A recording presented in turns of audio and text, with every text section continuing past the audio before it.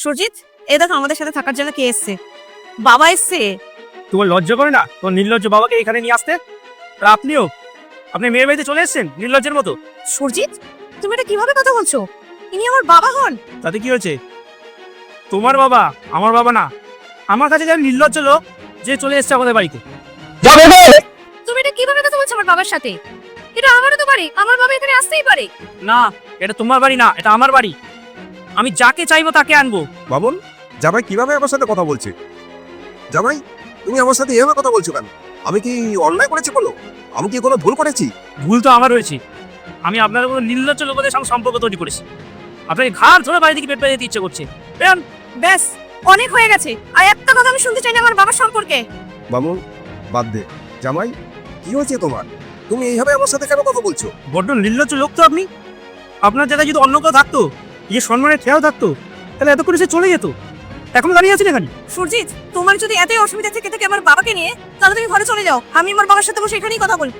তুমি যদি তোমার বাবার সাথে কথা বলতে চাও, তাহলে আমাকে ছাড়তে হবে। সুরজিৎ, আস্তে। ভেবে নাও, হয় বাবা নয় স্বামী। ব্যাস, অনেক হয়ে গেছে। তোমার অসভ্যতা আমি সীমা ছাড়িয়ে গেছে।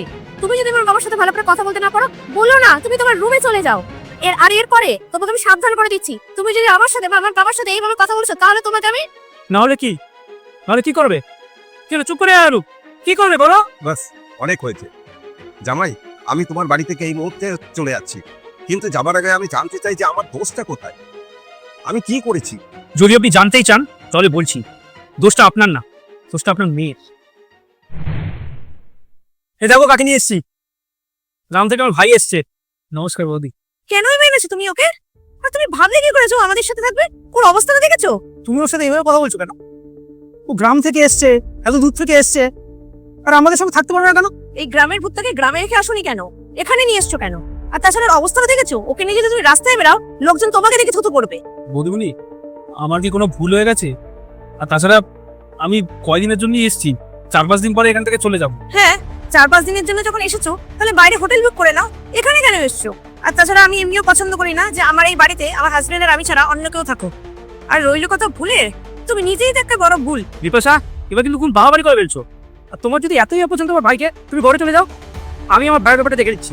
আচ্ছা, তাহলে তুমি নিজেই এবার ডিসাইড করে নাও যে তুমি তোমার ভাইয়ের সাথে থাকবে নাকি তুমি আমাকে ডিভোর্স দেবে। পুরোটাই এখন তোমার উপর, দেখো কি করবে। দাদা ভাই, আমার জন্য বৌদিমণির সাথে তুমি লড়ো না। আমার একটা কথা শোনো, আমি অন্য কোথাও থেকে নেবো, কয়েকদিনের তো ব্যাপার। ভাই তুমি শোনো না, অসুবিধা নেই, আমি পরে কোনো সময় ঘোরার জন্য চলে আসবো এখানে। আর তুমি আমার সাথে দেখা করার জন্য গ্রামে এসো কিন্তু। আসছি।